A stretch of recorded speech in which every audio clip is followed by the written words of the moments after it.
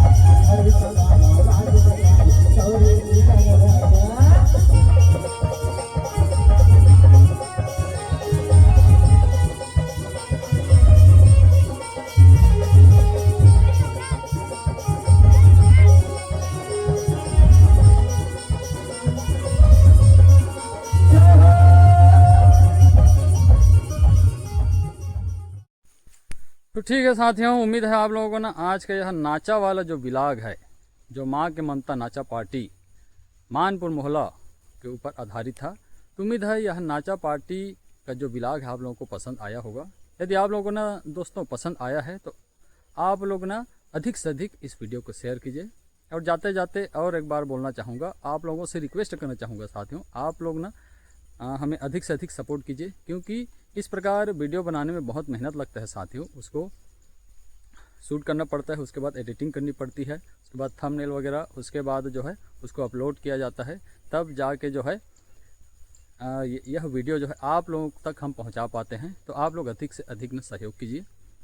तो चलिए मिलते हैं, एक नए व्लॉग लेकर आते हैं और आप लोगों के समक्ष प्रस्तुत होते हैं। तब तक के लिए अलविदा, नमस्कार, जय हिंद, जय छत्तीसगढ़।